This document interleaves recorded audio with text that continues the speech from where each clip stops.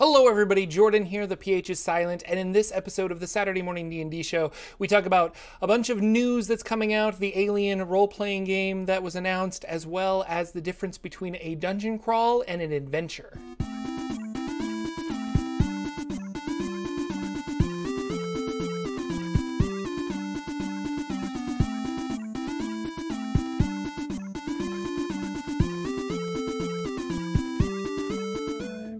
Hello, ladies and gentlemen. Welcome to the Saturday Morning D&D Show. My name is Jordan with a silent PH in the middle, and I am joined always by my wonderful co-host, Sir Lucien, over there at Sir Lucien Gaming. Say hello, sir.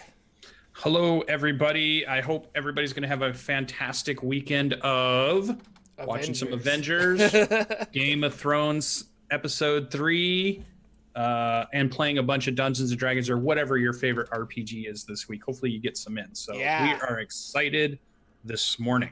It's crazy. I want to we haven't played my regular D&D game on Sundays in like I want to say like 3 weeks now, and we're all super itching, like chomping at the bit to play, and this weekend is not going to work either, so we can't play this weekend, so maybe next weekend. But it's like and my players, although they like DCC, I think they really miss D&D, and the fact that we've only been playing Dungeon Crawl Classics and not having our Sunday games as well, that's like affecting they're just like, I really just want to cast spells. I was like, no, I understand. I also miss my character. So so all you lucky people out there that are playing all of the games, consider yourselves lucky. But lots of stuff happening, lots and lots of stuff happening, stuff that was brought to our attention literally 3 minutes before the show started. That's why Lucian's distracted. We will try to cover everything that we have, but there were in the news of Dungeons & Dragons, and this is probably coinciding with the new stuff that's going to come out in May, right? That's when the stream is, the Descent. Yeah.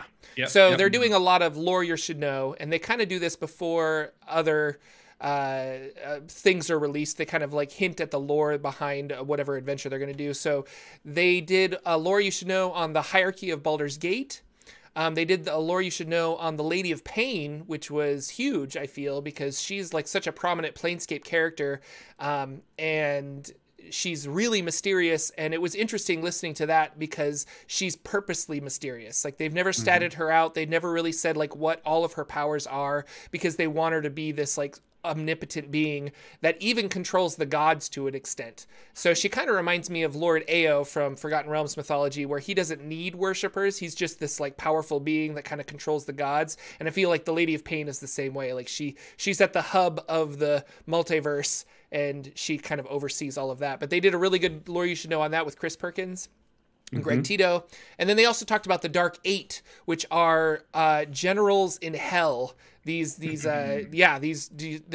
archfiends, I guess, but they're not the ones that run hell, the archdevils. They are like generals underneath, and you can become a general and lose that status and come back and forth. So they talk about the Dark Eight a little bit, which was just really good fuel for me to make a video on that. I'm like, I didn't even really know this existed. I need to like research some more. And that's clearly for the Descent. That's gotta be for that May. I feel that one for sure.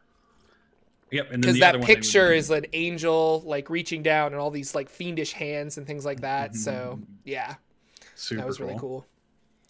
And then they did a third one, which was the hierarchy of Baldur's Gate, which was one they had. I mean, Baldur's Gate, they said at the very beginning, because it was kind of, they had like a smile on their face. Baldur's Gate's been covered heavily in the video game space, but maybe not as much in the other spaces. Like there was a really crazy adventure that they wrote, and I forget the name of it, but Murder at Baldur's Gate, which involved like a lot of 4th edition stuff turning into 5th edition and vice versa. So there's that. Like, I think it's as popular as Waterdeep or Neverwinter, but when we think of Baldur's Gate, we think of those video games first, I think, because they were just so out there, like, or not out there. We have like, we don't have the necessary 5e representation of it yet, right? We have kind of a transition period of it.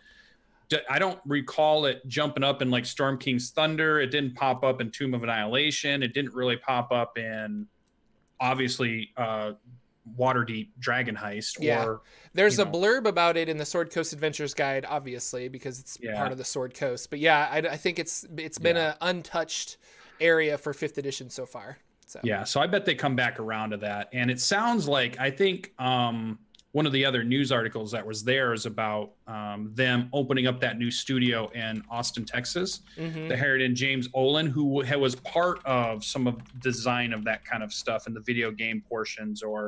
And so I wonder if that's what they're going to do, is they're going to try to, they've already bridged the gap between this year, Magic the Gathering and Dungeons and Dragons. Now do they bridge the gap between some of those other video games out there? Because right now, video game wise, you have Neverwinter Nights Online, which is playing. So they could, we could do a Neverwinter Nights tie-in of some sort with the stuff they're doing. Or it could be some of the going back to some of these older games, these, like throwbacks to these old fun games that people still play on Twitch. People still stream it. There's big fan bases that go back and replay these games over and over. So they're still super popular. And they're a way that some people got into Dungeons and Dragons. Not everybody was able to find a group to sit down and roll dice. They only found the digital versions first before, as their first introduction to playing RPGs and getting it going. So I wonder if that's what they're doing. But that was one of the other big pieces. So we had really good 3 lores you should know, which is always good for Jordan, because I can imagine on Jordan's channel a full Planescape series at some point. Somebody requested that once, and I've gone through the planes around, but it would be cool to dive into like the lore and the history of it. Yeah, man, I've got so much work to do. And then, like the Dark Gate just sounds cool. Yeah. Like I want to know more about that just when you say those 3 words. And then Baldur's Gate, like it's a big town. It's a rougher town. It's not a cosmopolitan town like you think of a Waterdeep, or you think of a Silvery Moon, or some of these other big towns. There's stuff going on in Baldur's Gate that's a little bit more sinister and a little bit more gritty. So I think if you want a gritty kind of campaign, you could be in Baldur's Gate instead. Cyberwolf points out that Horde of the Dragon Queen has some Baldur's Gate stuff in it, and I think okay, well, maybe I'll get there. So I think I'm playing it now. So because we're in Green Rest right now. It starts in Green Rest. No spoilers. That's where you start, but maybe I'll get to Baldur's Gate. And I think you go to Waterdeep. I think that one takes you a whole bunch of different places. So sweet. Yeah. Awesome. Good. But again, little blurbs. Like it's just kind of like you're here and you pick up, your groceries and then you leave. So Cool.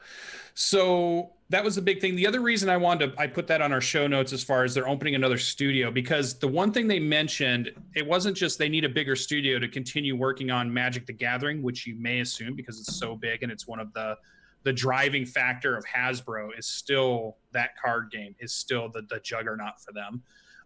Or Dungeons and Dragons, which is doing really good and is getting better and better year over year. But it said in the article that I read that they're working on a third or other IPs. So something different than those 2 things. I mean, I wonder what we get. We already have a great card game. We have a great role-playing game. We have 2 cool universes. They're going to do a third something of a universe or a game or something. That sounds cool to me. I can't wait to see what they do with that. Yeah, a lot of people were speculating that it was a video game, but I'm not really sure if it's going to be a video game so much as, like, it seems like Wizards of the Coast likes to have, like, they make cards and they make the role-playing games, but I think they make a lot of their money by having this intellectual property and then licensing it out. So they license out, Magic the Gathering to make an online Magic the Gathering game. They license out Dungeons and Dragons, Forgotten Realms, everything to make video games and various other stuff. And that's part of what they do as a company, Yeah, so they like to work with partners. Yeah, it makes sense for them to be like, well, we want to create a new original IP. Now, what this does for Dungeons and Dragons, I think, and when I say IP, I mean intellectual property, just so we're clear. But what this does for Dungeons and Dragons is much like the Ravnica book that came in for D&D. Like if they build, Overwatch 2 or something crazy like that, and something like that, but then they incorporate that into D&D, it could mean some more source books like Ravnica in the future. Probably not for a long time, but definitely they like to intermingle their intellectual properties because they own them all. So yeah. And sometimes I think creative studios or teams, once they've become successful, they're also ready to start the next thing. Like what's the next big thing for the next 20 years? What's going to be the next big world? Do they go and create a new world that's not based on a Gary Gygax thing? Do they go and create a new world that's not based on the guy who invented Magic the Gathering's name is just flown out of my head for some reason, but that guy's kind of universe that they designed, which is very unique. Are they moving on to the next one? Are they doing a modern version? Because it's been a while. We've been using these ones that are from 10, 15, 20, 30, 40 years ago. Yeah. Is where they started, where the roots of them started. Do we get anything new, which would be interesting? And then, yeah, what is the media type? Is it a board game? Is it a role-playing game division? Is it a computer game division? Is it a movies and cartoon division? It could be anything. It could be, they could bring a magazine back. They could bring some type of actual novels, magazine, like books. Yeah, so I know that they kind of wanted to get out of the book publishing biz, but yeah. And I don't know. And I keep thinking about Blizzard for some reason, because Blizzard did this, they with Overwatch, like they were sitting on Diablo and Warcraft and StarCraft for a very long time, and then eventually they're just like, we want to branch out and make something new, and they did, and Overwatch has been hugely popular, and I keep thinking that that's maybe what's going to happen, is they're going to sit down together and just come up with some really interesting new stuff. So I don't know, we'll see. So, time will tell. And then the last thing that was interesting about James was that they're doing a current Kickstarter right now, even though he's been hired for this new studio to lead the studio, which was for Odyssey of the Dragon Lords, which was a 5e compatible expansion that's out on Kickstarter. And it was just another interesting, it's about bringing Greek mythology into your we talked about it last week, And we've seen this one out there. And so it's another just nice source book that you might pick up if you want to run a different style campaign that isn't necessarily just Sword Coast campaign, because we're seeing lots of them start to come in. And that was kind of a little bit of the theme of the news for last week. I was finding a bunch of these little things about, here's a new campaign setting for this, or here's a new campaign setting for this, or this one's being kickstarted, or whatever. So there's a lot. If you are, hey, I like Forgotten Realms, I like the Sword Coast area, but you know what? I'm ready to branch out. I'm ready for my campaign to go somewhere else. Give me something different. There's a lot coming out, and there's a lot that's there right now that you can go dive into and just find totally different things to do besides Sword Coast. But I love Sword Coast, so don't get me wrong there. The other one, I just a quick note, we won't even probably stay on it. Some of us have played Pathfinder 2nd Edition, and Starfinder. The whole Starfinder game had come out too. There is another campaign setting coming out called Abater 8. It's out on DriveThru RPG. You can get the free download, which I think is a quick start guide to it now, and the official book is coming out a little bit later. And so if you're a big Starfinder, it's one of the games that came out a year or two ago that I wanted to jump into right when it happened, but I missed the opportunity. Like, I didn't find any groups that were playing, and I didn't just say, hey, I'm going to GM it and do it myself. I wanted to play in it a little bit before I GM'd it, because I feel like I'm missing the boat a little bit on that game, because it looks fantastic. I'm thinking the rules are pretty good. Some of the games I've watched have been pretty good. I feel like I'm kind of missed that one, and I probably should know more about it. Have you played the Starfinder one? Did you get any of those games? No, I got the PDF, and I read through some of the PDFs of Starfinder just because it was the only, at the time it came out, it was really the only science fiction, not only science fiction game, but it was the only one on my radar, I guess, and it was new, and Pathfinder was very popular, so I'm like, oh, like I'll try to do this, and it seemed really cool, but I never was interested enough to try and throw a party together, and maybe that's because I didn't have the physical book, and if I had bought I feel like if I buy physical books, I'm more inclined to play the game. Because if I buy PDFs, I get kind of like eye strain and bored reading the PDF on my computer. But if I can sit down with my book and actually like read through it, I'm like, oh, this is really interesting. But yeah, so that's what happened. So I did read through it, and it seems really cool. But no, I've never played Pathfinder or Starfinder. But Pathfinder 2 is coming out as well. Yeah, it might be time to try it. Might be time to jump in. I wonder if they'll have another display at Gen Con. It's going to be big at Gen Con. Yeah, the articles I've seen, because they're unrolling. That's where you get it. It's finally out and finished. They're going to unroll their Pathfinder Society for the whole 2nd edition portion of it. And Pathfinder Society is like Adventure League, right? It's like playing. Okay. Yeah. Just as big. And then sometimes I've been to conventions, it's bigger. Like some of the Pathfinder Society rooms and how packed they were even more packed than I noticed the Adventure League ones were. So they do a big presence with and that's with their old game. I can't imagine what's going to happen with their new second edition that everybody's probably getting geared up for. So it'll be interesting. The two big juggernaut games out there. And this is the one that tried to steal the crown. Think of that, really, because you have third edition goes strong. Fourth edition comes out, good or bad, you love it or you don't. Pathfinder starts to grab the RPG crown a little bit from... No, they did. They were the #1 RPG for a while. Until 5th edition, basically. So yeah. Matt Mercer was playing Pathfinder. Yeah, they converted all of the classes to 5th edition because 5th edition was just out, and they were like, why don't we switch? So, which I feel a lot of people did. Like, 5th edition came out, and they were just kind of like, is that the calling of a lot of role players where, like, I wonder when Pathfinder 2 comes out, if a lot of 5th edition players are just like, well, this is the new thing. We should start playing Pathfinder 2. And although I don't anticipate that, because I think everybody I play D&D 5e with really likes D&D 5e, but at the same time, that was the mentality of like, well, I'm a 3.5 player. What's the next thing? Oh, I don't like 4th edition, so I'll go to Pathfinder. And then they finish Pathfinder, and it's like, well, what's the next thing? Oh, I'll go to D&D 5e. So I don't know. Maybe the rules are... I hear the rules are really crunchy. If you like crunchy, if you like very specific battle and rules for riding horses and all of this other stuff, which usually isn't my thing. I enjoy the Dungeon Crawl Classics. We were talking about this in my game on Tuesday, where it's so open that it's up to the judge, the DM, a whole bunch. And I like that, where they can kind of make decisions on like, yeah, I'll allow you to do that. Or that seems a little too powerful, like back and forth. But in Pathfinder, it's very like, you could argue with the DM because you could just say, no, in this rule on page 347, I'm allowed to get a +2 bonus when standing on horseback. And you're like, oh, okay, you are, You do have your +2. You have your +2, so you hit. There you go. And 4th edition was kind of like that too, where I feel like you could argue and try to, but if I move this way, I get flanking, and if I do this and I activate this ability. And so it was a way of trying, how can I get my character to hit rather than just rolling to see if you hit. Like you roll and then you try to augment that number as best you can. But yeah. Anyway, I wonder if people will switch over to Pathfinder, but we'll see.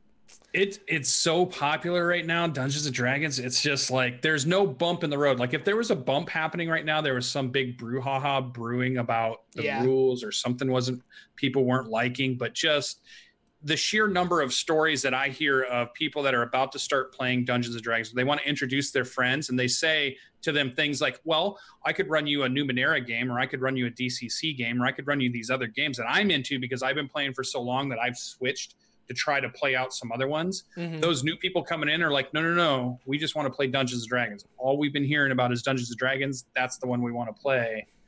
Will you run that one? It's like, well, and that's what I'm saying. Like, you're right. Yeah. New people will play Dungeons and Dragons, but I think the veterans, that's who I'm wondering. Like the veteran, like me and you, and then I look at us and we're just like, well, we're probably not going to switch over to Pathfinder 2, but who knows? Maybe the rule set's really I'm going to play it. Yeah. I'm going to play it. So I wonder if it'll pull people away from 5e for a little bit because it's the latest new thing is the only reason. So not that it's better, not that it's worse. It's going to be different, but it's also going to be newer. And so I wonder that. Yeah. So Pathfinder, that's going to be Gen Con 2019, which I just got my plane ticket for. So everything is locked into place. I'm officially going to Gen Con. That is good.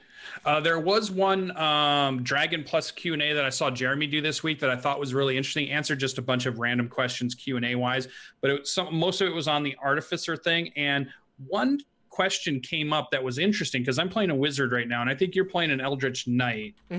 So this might have come up to you too. There is one thing that we all run into for those of us that cast spells is the idea of the concentration spell. And when we're picking our spells in our minds, we have to keep in mind that, if I pick these two, I can only have one of them running at once, right? Yeah. I can't really have both of them running or whatever, because you can go a different way imaginatively if you're looking at your spells and you could run them all. So the question was asked, could you remove concentration? Why is it in there? Why does it need to be there? And I thought Jeremy's answer, now you probably read the notes, but what was your first impression of why concentration was there? If you were to just ask me that, which you just did, it's amazing. I would say it's because certain spells should not be comboed with other spells. Like I shouldn't be able to have Hex and my Blade Hex and maybe like Protection from Good and Evil on me all at the same time. Like it's just like so over. Or here's another one. I shouldn't be able to cast Bless and Bane as a cleric. And so give all of my players a plus D4 and all of the enemies a minus D4 because that would just be too overpowered from one character doing that. So that was what I would think. Like certain spells just shouldn't overlap. But yeah, and that was my thought too. Is when I looked at some of those spells, you could start to come up with some really OP combinations. But I thought too, that was my thinking when I heard him say it. Is he actually said, Jeremy said, it wasn't so much about the balance of it, because you live in a magical world where you have very powerful magical beings that are combining very powerful abilities from their class, their subclass, their spells, their magic items, their all this stuff. So all this stuff could overlap in some way, somehow, anyways. But they said what they were really concerned about is having so many overlapping spells that a round of combat would grind to a halt as everybody tried to figure out which overlapping thing was affecting who of all the different overlapping things that are happening, and then all the other bonuses. So I get a +4 here, but a -2 here, and a +5 for this, and because that's a throwback to what they tried to get rid of from 3rd edition, was this idea of you're getting bonuses and minuses from so many places that it takes so long to figure out what you're going to add to your roll that it slowed the combat down. 4th edition tried to level that field a little bit, and then 5th edition continued the trend or did it a slightly different way. But this idea of there's only a few bonuses that you need to worry about, you're not trying to count up a lot of them and try to not slow down a combat round. So I thought it was interesting that their actual take on it, that it was more about not slowing things down. They were concerned at some points about some of the overlap, but that wasn't the driving factor with concentration. So I thought that was very interesting. Well, and it makes sense because from their game design, they wanted the rules to be accessible and not to feel bloated. And so that is a mechanic that stops that. So yeah, I could totally see that. It's just kind of, it's funny. Like I think we're people that our mind instantly goes to balance rather than what is the overall design for this, you know? Yeah. Cause we're just like, well, that would be too powerful to do this and this and this, but you could also just make the monsters that much more powerful to augment that the players could do that. So it makes more sense that the game design is around making the game more accessible and easier to play, you know? I'd almost like to see maybe a short campaign where you take the concentration break off just to see it all fall apart in some glorious 10th level. Lots of spells are happening. But in some ways, that's the type of magic some people imagine in their world. That type, like a Gandalf style, Sauron style magic. Like not just I throw a fireball or I throw a firebolt or I get a little bit, into the bigger spells. There's still not the grand, huge spell casting. The thing that creates the spell plague or, the big battles between wizards that just wreck the world. We don't have spells that do that, right? But all of a sudden take concentration off and see what happens. I think that could be fun. So I thought it was interesting. That was one of the ones that, because I always struggle when I'm picking my spells. Like I don't want to pick too many concentration spells because I know, well, I really want this one up. I want haste because I want to give my buddy haste, and I'm going to hope that stays up as long as possible. So I might pick another one in case it goes down, but I don't want to have a full list of concentration spells and then the only one I cast is haste. And I've got nothing else to do when I'm thinking about it. So I thought that was interesting. I noticed you had thrown on just a couple more notes, which are super cool. I saw on Twitter. Tell us about the cool Funko. Yeah, so this is not official Funko, but D&D is licensing out. They're going to release some Funko Pop like figurines. And I'll put a link in the chat because they got a really cute like owlbear and dragon. But if you like those kind of little figurines, like I think these are going to be fun. They're made by a company called Ultra Pro, I think. Yeah. And so they're going to release these like little plastic figurines, which they're super cute. And I want like an owlbear at my desk. So that looks really fun. That just kind of popped into my news. And then finally, they released on Alien Day that they're going to come out with an Alien RPG. And I love the Alien franchise a whole bunch. And the Alien RPG, it's in the first stages, so nobody knows anything about it. But it's from the makers of Tales from the Loop, which won a whole bunch of awards and is a really good RPG, and people are going on about it. Even dogs love it. It's awesome. So, I love the Alien franchise. I'm really excited for that. Skull Dixon just said, well, people should just play Mothership. And that's true. Mothership is a great RPG, and it has a lot of... You could play an Alien vibe game in Mothership really easy. I'm also really curious how this is, because it's not only... like the way I was reading the article, or the way the article sounded, is that they're going to have kind of two modes of play. One is, let's do a one-shot with an alien encounter, and it's kind of like last man standing survivability kind of game, which seems really fun. And then they're going to have another version of the game where it's more of a long-running campaign where you can do all kinds of things. Like, do you want to colonize this world? Do you want to do this? And I get the sensation that you might not even have an encounter with the aliens from Alien. Like, it's just playing in that world and being like a miner on an asteroid, or colonizing a planet, or being in deep space, or doing all this other stuff. So it could be really cool. Like, it's an interesting world, and maybe I don't think they'll flesh it out with any more movies, because those movies haven't been doing very well. And so I think they're done, but we'll see. I don't know. It's kind of cool. Aliens is my #1 movie of all time. It's anytime anybody asks, what movie do you take with you if you're stranded or you can't watch any other movies or blah, blah, blah, blah, blah. Aliens is it. That was my absolute favorite movie ever. It's in my top 1. It was there is an RPG out there that I tried to play way back in the day. You could get into it. But this is how much of a geek or nerd I am. I used to go out and find online to play on BBS boards or forum boards to play a role-playing game that way. So no Zooms, no Discord chats, none of that stuff yet. It was just typing it out.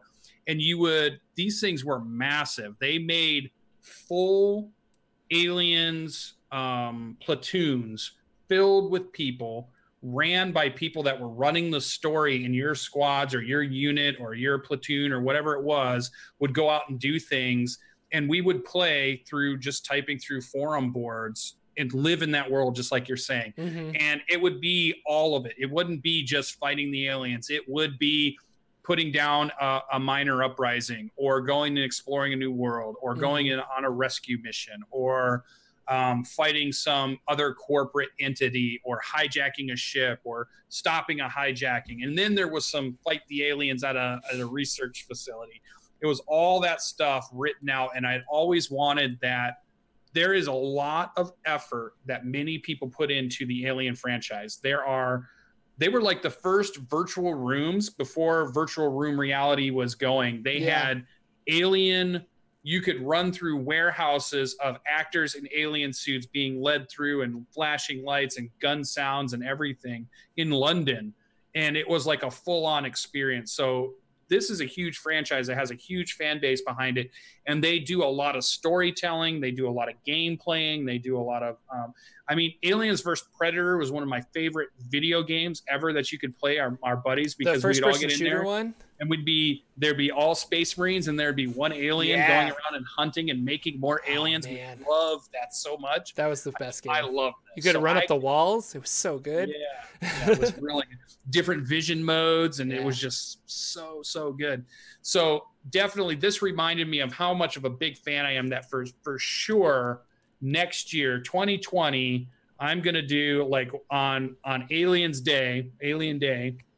I want to do a game, and if this is out, I'll use their brand new RPG. If not, I'm going to go find one of the old ones, and I'm going to run that game, because I just love this franchise so much. It was so good.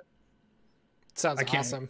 Yeah, I can't wait for that. I'll be there for that. I love and this Tales. franchise as I mean, well. Tales from the Loop is such a good book. It is. Those designers are awesome. Together. So, and they're gonna do this. I'm on board. I'm on. And then the only other news, we've been talking about news all day, but there was some Adventure League changes that we literally discovered. Somebody mentioned in chat, like right before we went live. We don't know anything about this, so I think what we'll do is we'll read the Dragon Plus article, we'll form a good opinion, and come back next week and talk about it. Unless you want to dive in right now, but like I don't know anything about it. But apparently there's some changes to Adventure League involving some Red Wizards of Thay, and should be interesting stuff. So if you're curious now, you can go check out that Dragon Plus article, and we will be back next week to talk about that. Because it totally went past my radar. I was just like, I guess I need to pay attention to Dragon Plus a little bit more. But then other than that, Lucien, did you play any games this week? What's going on in your RPG world? Yeah, so Tomb of Annihilation was our Wednesday game, got rescheduled. I forget why exactly, but you know how games are. Everything gets rescheduled. You never get multiple games every single week in a row. It's never that lucky. And that one's a 6th level. We're still in the jungle, so we're waiting to play that next week. I'm going to be playing from a hotel next week. This is how excited I am to keep playing that. I told them, I'm going to be there. I'll be in a hotel, but I'll be there to play when we play this. Thursday night was our Horde of the Dragon Queen, and this was a cool adventure. I'm trying not to do too many spoilers for it. I know it's been out for a long time, and some of you may not have played it or may have played it, but many might not have, so I don't really want to spoil what's going on too much. The only thing that happened in there, which was kind of interesting to me, and I was thinking there was a little bit of a cautionary tale for dungeon masters, is we had a character who has an interaction with an NPC, and I think that the interaction with the character and the DM is kind of they're kind of joking with each other a little bit. So like the one character sneaks into a tent and there's a bunch of prisoners in there, but that person isn't able to unlock the shackles. So the DM kind of plays this kind of snarky prisoner about, why are you here rescuing us when you can't even open our shackles? And really kind of giving, just kind of rubbing the player a little bit. Everybody having fun and as a joke. But as the night went on, I felt like the dungeon master kept coming back to that same joke about, he kept saying it under his breath all the time, or whenever that prisoner was in the scene, is about, it's great you guys rescued us, but this person couldn't even open the things. And it was like, so it was just like over and over throughout the session. And it just reminded me that those of you DMs out there, or even just people in general, something that's kind of funny to you and may be funny to you 3, 4, 5, 6, 7, or 8 times that you've said it, it might not be funny to others the 5th or 6th or 7th. They might have found it funny the first 3 times, but then as you keep going at it, it becomes maybe not funny, and you won't know, because most people are going to be gracious enough not to create a scene during an episode or a session. They don't want to ruin anybody's fun, but be careful about digging in on something over and over and over. I think if you do a joke that's pretty funny and everybody at the table laughs, that's great, but kind of let it go at that point. Don't keep going. Have you ever had, does this even sound familiar? Like you've seen this kind of thing before, Jordan? It's just social problems in general, but generally in the world of comedy, I think they always talk about the rules of 3. So if you make a funny joke, you made a joke, everyone kind of laughs. If it feels like the right time to say it again, you can do it 2 more times, and then after the 3rd time, then it's just annoying and nobody wants to bring it back anymore. So I always try to remember the rule of 3. So if you're in a situation like that, think about it like, 3 times probably should axe this now. And I'm probably guilty of this. It's something that I'm trying to keep an eye on, as far as, because it's always fun to dig at your players. So like if me and Jordan were in a game and we're playing, there might be some digs we're throwing back and forth at each other just for fun. We played games together before, but just remember that, sometimes, like you just said, the rule of 3, you don't want to dig too much, don't want to keep digging, and it doesn't want to become the same joke every single week over and over and over. aha, you dropped your weapon again. Are you going to drop your weapon again this time, Jordan? Are you going to swing that weapon? You can drop it again. It just becomes, I think, a little annoying. So be a little careful. Yes, I'm going to drop my weapon, Lucian. Yeah. And I'm going to drop my fist on your face. Flip the table. I'm out of here. Yeah, Never playing Monopoly with you again. I'm out. You're always the shoe. Why are you always? Yeah. Why can't I be the shoe? So that was the only thing that popped up in that one. And this is what I did as a DM. I sent a note to that DM and I said, hey, I thought the session was great. The one person that you were kind of digging at a little bit signed off our session pretty quickly. It was kind of like, well, I got to go. And then just camera off, microphone off. And I thought you might want to check in with that. As a DM, you always want to check in with your players. You always want to make sure everybody's having a good time. And if they're not having a good time, let's do whatever's everybody can have a good time. Let's do the thing that lets everybody have a good time. So check in with your players. So I mentioned that to him and he said he'd check in, which I'm hoping that's all cool. And I think it is. I think we have a good group. I don't want to see anything happen. So I think it was really fun. The other thing we did Friday night. So last night was me running a game, Seeking Revenor Expedition went out. So this was I decided because I was going to watch Avengers. I had a bunch of stuff I was doing on Thursday. I took Friday off to do it. I know I was going to be gone all day Friday, and then I was going to run a game on Friday night. So I didn't have a lot of time to prep the normal way I do, which is usually prep maps, prep tokens, prep monster stats, prep the storyline, and then I'm pretty much ready to go. Oh, get my overlay ready and all this. So there's a lot of kind of work to go into one of the games I'm running at the moment. To set things up. But this time I said, you know what? I'm going to try an all cinematic. I know Jordan always talks to me about theater of the mind. I'm always downing how I'm such a tactical player. I really should just get more experience with theater of the mind style play. So even on Thursday, when I told everybody that I was going to run a game, I was like, in my mind, I was like, this session's going to be theater of the mind. I'm not prepping maps. Not worried about tokens. I'm not worried about any other prep other than that. It's just going to be full-on cinematic theater of the mind style. And I think it went well. I think it was pretty fun. It was a group of players who found a ruined city that had been completely devastated by fire. They quickly realized that it's been dragon fire that has just went through this enormous city and has melted stone and burned everything down. And they're kind of going through it. And then there's these creatures that keep popping up out of these alleyways and throwing bone needles at them and damaging a couple of them, but they die really easy. And they're going further in the town. They get to the river area and they realize these crab-like creatures are coming from the river. And there's this scene where a wave of them comes up. And the idea is thinking like, it's just like a blanket of creatures that just comes at you. So very, World War Z zombie kind of scene. Did you watch the movie with the Brad Pitt one where they come gushing down the alleyway in Jerusalem and then they smash against the wall and then they just keep going and they're running over each other and they're climbing and scrabbling. So I wanted that kind of frenetic motion to the scene of them going, oh crap, we're running. They're 60 feet away from you and we're going and we're doing skill checks to see if you're falling behind or your stamina is keeping up or what's going. And then we have a huge dramatic scene where they're about to get pretty much caught up and the dragon, the big red dragon of the world, comes swooping in and just lays waste to these creatures.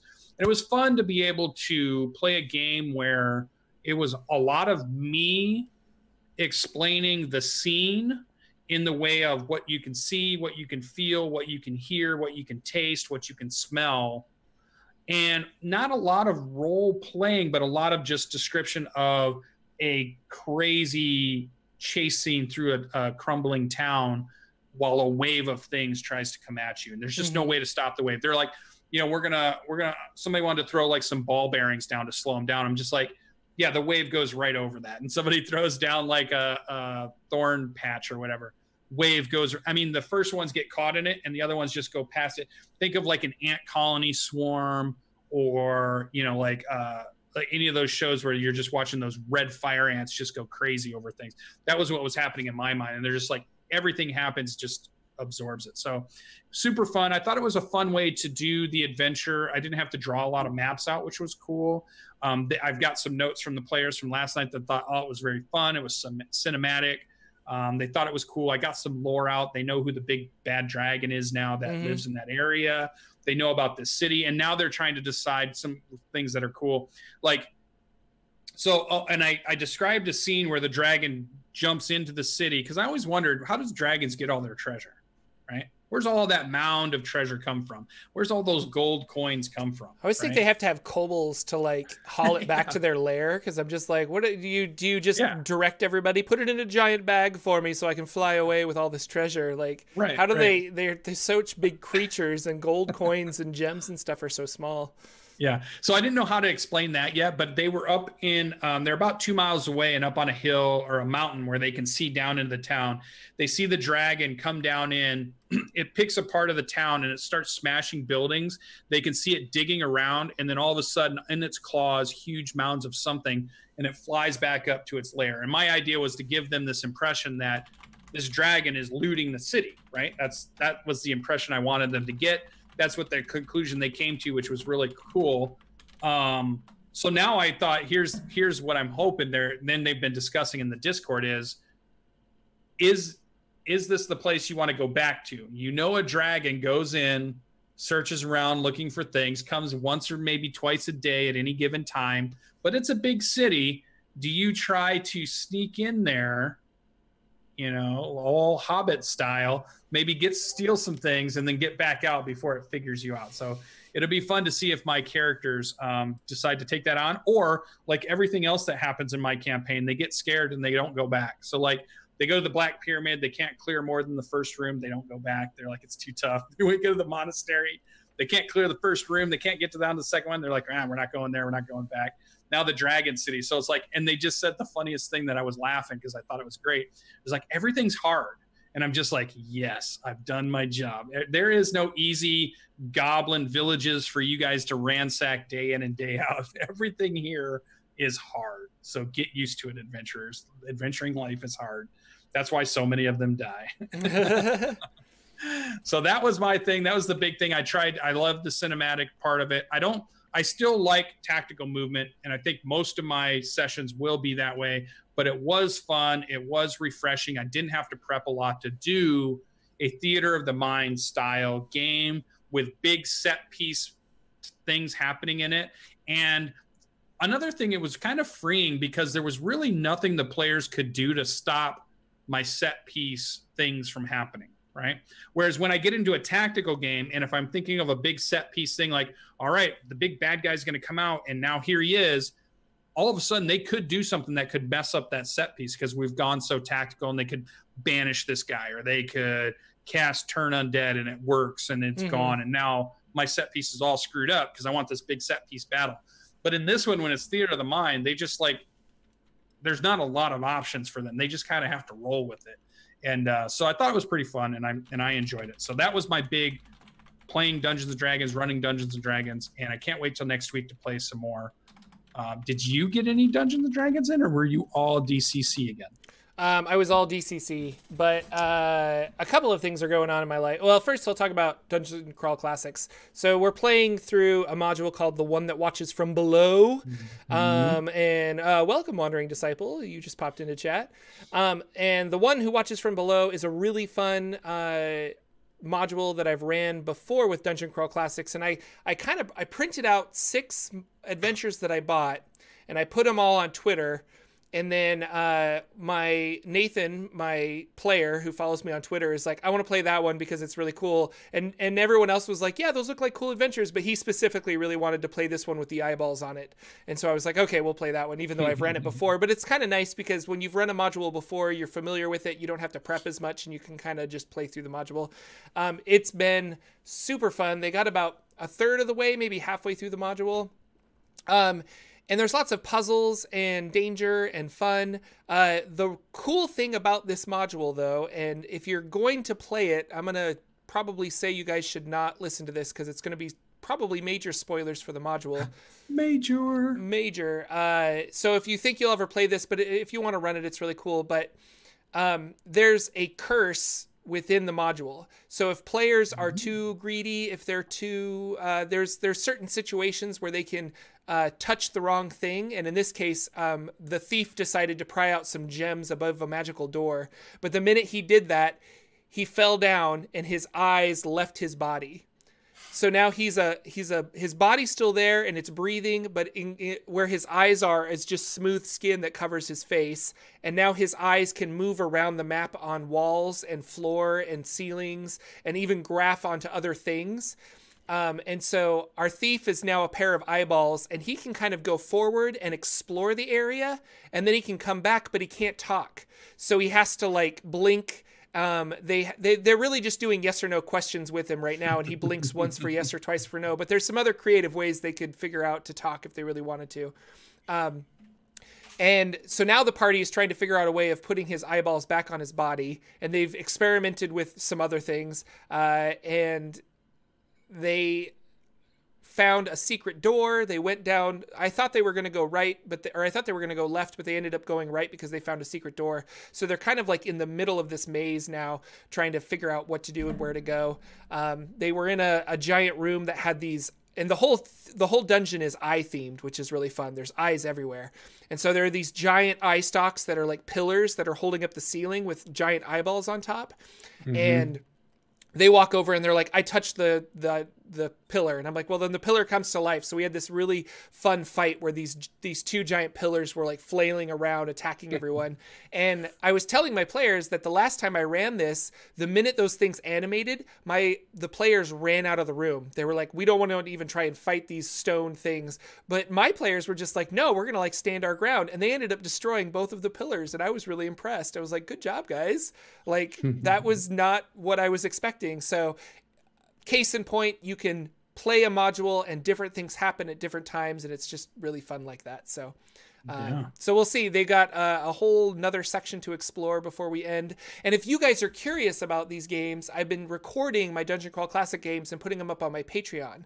So if you go to patreon.com/Jordan with a PH in the middle, then JORPHDAN. And I think the first one is there for anybody to listen to, and that was our 0 level funnel, so it's open to the public. And then the other ones are for patrons. But they're really fun. I've been working on the audio to make them sound nice, and it's just gonzo and fun. So if you're curious about DCC, definitely check that out. Those are fun. And then the other thing I'm doing with my life right now is I got the itch to start writing another adventure. Yes. So I was like, I want to write an adventure. I want to write a dungeon.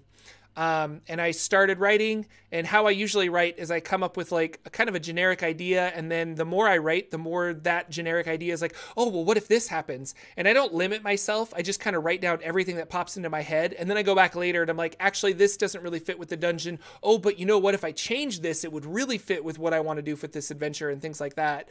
So I am writing and I'm having a lot of fun. And I've got this really, what I think is a really cool idea that I don't really want to give out because, we'll talk about it. I'll talk about it more in depth when I publish this adventure, which will, maybe be in like 2 months or something. But I wanted to ask 2 questions. And the first one is, what are your writing habits, Lucien? How do you design adventures? How do you design dungeons and things like that? Yeah, my habits are terrible because they all happen at 1 or 2 in the morning when I'm supposed to be sleeping. And then all of a sudden the idea pops in my head and I'm like, oh, what if this? And then whether it's for my campaign or like you said, I'm also turning one of the adventures that we played on the channel, McLancy Waddle Smiles. I want to turn that into an actual adventure and publish that. So I'm working on that at the moment. And so all of that writing always happened away from my computer and was in my head thinking about one aspect of it. So I might have thought about, why do the adventurers need to go to the ship that's wrecked? How do I get them there? And so all day I'll be thinking about that one little thread. And then when it finally pops in, I'll rush home, or I'll finally get home, or I'll be near where I can get it on my computer, and I'll get that piece in. I'm like, all right, I feel good. And I can go off and do some other things. And then another thread will happen. It'll be like, all right, so, but how do I get them then? How do I get them to go from the ship, or why would they want to go? Not even how do I get them to go, but why would they want to go from the ship to this next part? What would even make sense for that? And I'm like, oh, that's the next piece. Or why does the bad guy do what they want to do? Why does the why do these things happen? Why would they even do it that way? Because I'm always constantly trying to go back and think about the realism of it. I know we're in a fantasy world, but the idea of, if I'm a cult, what is my, and the whole adventure is around a cult trying to perform a ritual. And what is the ritual going to do? It's going to bring out some bad guy. Okay. But what is the thing they have to do? How did they find out about the ritual? Who was the one that gathered all the cultists and convinced them to do the ritual? And why are they doing it now? Like, all those things start to pop into my head, but at different times. And then I'll start writing those little things down. So I don't have what I would think of as like probably good writer habit, which would be just sit down and start typing things out and say, okay, right now it's almost 1 o'clock. I'm going to sit down. I'm going to work for an hour on my adventure. It's always happening while I'm out running or walking or sleeping, or should be sleeping, or showering, or any of those other times where my mind just wanders is when I'm thinking about my campaigns, my storylines. If I wanted to write a book, like I'm thinking about, oh, these characters could do this, or because I've always not that I'd ever write a book, but you always have that fantasy of thinking, oh, if I wrote a book, this is what it would be about, or it'd be about this character's doing these things, and oh, that'd be a cool storyline, or campaigns in that way. So that's what I'm doing now. I'm assuming the Jordan way is hopefully less frenetic than that. I don't know. But I want to talk about, I was reading Sly Flourish's blog, and he was saying in one of his blog posts that he's like, the best thing that you can do as a dungeon master is just go for a walk. Don't put in headphones. Don't do anything. Just go for like a 15-minute walk, because allowing your mind to wander will unlock things. And I go on daily walks because I just work in an office and it's stuffy and I don't have any windows. So around 2 o'clock, I'm like, I'm going for a walk because I need sunshine. And I come up with some of the best stuff for my Dungeons and Dragons game during that walk. And it's just really invigorating to go out and be like, oh yeah. And then when they go left, they go left. And then you like run home or run to my desk and I'll like jot down some ideas and things like that. So a lot of the stuff is I go out. Hi, Felix. Yeah, he's running around. But a lot of the stuff is going out and just thinking about your problems. And in a lot of my writing, I'll sit down and I'll write questions just like you did. Like, how do they stop the ritual? Why are they doing the ritual? Da, da, da. And then once you pose those questions, you start thinking about them. And then when you are showering, you come up with an answer with that question and you go back and you type it out and stuff. The other thing I wanted to ask you is, because I realized as I was writing this, I feel like, let me collect my thoughts. I feel like Dragon on the Mount was an adventure. It had adventure aspects, and then there was like a little bit of a dungeon crawl to kind of explore the caverns. This next one that I'm writing, as I was writing it and kind of feeling it out, it feels a lot like just a dungeon crawl. So I wanted to say, like, what is the difference? What do you think is the difference between an adventure and a dungeon crawl? Like, how do I write an adventure as opposed to just making a, like, or what is the difference? Yeah. A storyline, right? A threat, something. To me, because I've done this right now, most of my Seeking Revenor are dungeon crawls interspaced where the expeditions can go out and do them. But there is no quest that sent them out there. There's nobody saying, I need you to go out there and do this thing for me. There's no go get the MacGuffin. There's no somebody's been kidnapped. There's no, hey, there's a mystery of missing people. Can you go find it out? It was just, there's a world out there. And when you leave the safety walls of Port Bastion, whatever you decide to go and stumble into is what you go in and stumble into. So to me, I think of a dungeon crawl is like an open sandbox adventure. So I create a map. I tell you all the things that are happening there. I tell you how the factions in the world reacts. And they do these things whether the characters are there or not. And that way, now that you know how that little microcosm works, you can decide how does this all get changed when 5 adventurers bust down the door. How does the microcosm get mixed up? Whereas an adventure to me is like the mayor has asked my group as we were passing through for some help, and they want me to go up to this tower because the mayor's daughter was kidnapped. So we're going to go up there and try to help the daughter. But while we're up there, we find out that the tribe kidnapped the daughter because there's some other thing going on, or the mayor's actually evil and she wanted to be kidnapped or taken away. She wasn't kidnapped. She went willing, and all that can unfold. And that to me is an adventure because it's a story, and it feels like you're writing a chapter as if you were reading the book of this adventuring party. And this was just one of their chapters where while we were here at this time, this is the thing that happened. It was a cool story thread that goes through it. So to me, it's those two things of the storyline that you take your players through, or the open sandbox you take your players through. And those would be the two differences in my mind. Yeah. And that's a great answer. So thank you. But it really got me thinking, because I don't know, like I was trying to define it for myself. And part of me was like, well, is a dungeon crawl, because like in my, and Nathan points out in the YouTube chat, he was saying like Hot Springs Island is more like a dungeon crawl. But I kind of disagree with that, because Hot Springs Island has all of these story elements that the players picked up on and built their own story out of dungeon crawl, or out of Hot Springs Island.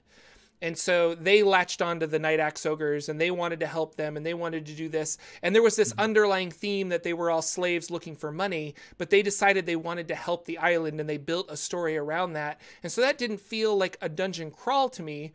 But in my other game, my Sunday game that I run, the last little bit was I built a giant inverted pyramid, and that feels like a dungeon crawl to me, because they're there to, like, they were sent into the pyramid to, you know, explore it and find out what causes the magic in the pyramid to be like this, but they were just exploring room after room. And, you know, and I think about like White Plume Mountain feels like a dungeon crawl to me, because you have a really weak premise of like, you need to go in and find these 3 magical weapons, but it's literally just, well, we don't know where the weapons are, so we're just exploring. Yeah. And I don't know. And so it got me thinking, the more I was writing my adventure, the more I realized that it felt more like a dungeon crawl than it felt like an adventure. And I don't know if that's necessarily a bad thing. Maybe I should just keep going the direction I'm going, because I'm certain a lot of people will be able to like, oh, you mean I can take this one shot and I can drop it into my own world, and they can have like a fun night of exploring a dungeon. Like that's part of D&D. But it would be up to the dungeon master, I think, to figure out the reason for them to go into that dungeon. And then it got me thinking, is that poor writing, that I'm not giving them a reason to go into the dungeon? I could obviously write a quick little reason, like the mayor of the town asked you to explore the local ruins to find his hat. You know, you can make like a superfluous reason to go into a dungeon, but is that an adventure, or is that just a lame hook to go into a dungeon crawl? Yeah, and now that you said that, you allowed my mind to continue to grapple the question. Here's the other thing that stands out to me as you were saying that. The adventure is a story you are writing and the players get to participate in. The dungeon crawl, the players are writing the story. Okay. You have no story that you've put into it. It just like Hot Springs Island is a big island that has elements, but you never know what that story is until the players make their decisions and they make that story happen. Like you don't have a story in mind. There is no act 1, act 2, act 3 for you. But I feel like an adventure, you have a storyline in place. You have this idea and they're going to encounter it. Whereas the other one, they're making it up as they go. And the story comes from them making up things or making their decisions as they go, deciding not to fight the axe ogres, or warring with the fire newts or whatever. Yeah, that wasn't your storyline. You weren't trying to make those two factions fight. It only came up because they encountered them and what they chose, and then the story happened after their decisions. Whereas an adventure, you're making a lot of story decisions before you even know what the players are going to choose. You don't know what they're going to do yet. You're already making your storyline. The dungeon is just the dungeon. No storyline has been created. We'll make the story after they went in and they came back out. So McLancy Waddles, is McLancy Waddles an adventure? Storyline. Because it's a storyline. Adventure. Okay. Yeah, because it was this, I crashed something up against the shore. I want the players to go explore it. They get involved in this great evil that's been unleashed. And do they decide to stop it and chase it down and track it down? And I already know it spreads to different places and why it spreads and how it got out of there before they found it. Like in my mind, I was thinking, how does all this stuff happen? What's the timeline of all of it? And why are they just getting there at the end of it? The person's already left. Like that storyline was already written. We didn't wait to play to see if that person escaped. That had already happened. Yeah. Whereas right now, the stuff I'm running is dungeon crawl stuff, because I'm just like, here's a big dungeon, multi-layered dungeon, and the story is coming out of it. Like when the person got trapped in it and got taken prisoner, and then I needed a way for them to escape, and it came up with a whole storyline about there's a gate down there and there's demons and devils are fighting over it. That all came after they tackled it. I didn't have any of that thought out until what they did in the dungeon. So it kind of came from that instead of me deciding. Yeah. So maybe that's the difference. And I think you're right. I think both are valid, and there's fans and groups of people that will like both. Yeah. And I think it's cool that you're going to make several different types of, don't just do one. So I don't know. That was my thought, is maybe I needed to shift it more into an adventure. But after this talk, like, I kind of agree with you about Hot Springs Island now, because you put it very eloquently. And maybe I do just create a fun dungeon that somebody can throw into, and they can make their own lore around it, kind of a thing. And I'll sprinkle little things in here and there. It's obviously going to have a theme, and it's going to have a bunch of other stuff. It's not going to be like, and in this room, a pie hits your face, and in this other room, spikes and No. But it can develop. So but the it can develop. They become, they really like the fire newts. They can become real characters, and you can give them, the chieftain's name becomes a main character, and more stuff can stem from that now that that choice has been made. But I didn't make that choice in the beginning. I had no idea they were going to even see things. Let it develop. And that can be fun as a GM, maybe, to allow that flexibility of, I'm not going to use my creativity until I see what they do, versus I need to use my creativity because I kind of know what's going to happen, but I need to know how that changes based on what they do. But I know what's supposed to happen, right? Like, I know the cult gathers members, they do the ritual, and if they're left alone, big things summon, bad for world. That's the storyline. So what happens when they get introduced to that? So that's interesting. Awesome conversation. Thank you, sir. Thank you guys in chat for hanging out and chatting with us this morning. Really awesome. And Lucien, you need to get into the YouTube chat as well, because people were trying to talk to you. Oh, shoot, I will. So next week, I'm going to bug you about that, and you need to be 2 chat windows open.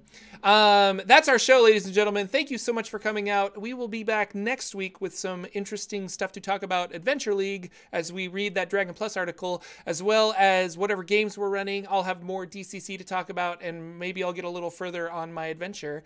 The Forgotten Realms Book Club is not this weekend, but should be maybe next weekend. We're going to do a live stream on my main channel on YouTube.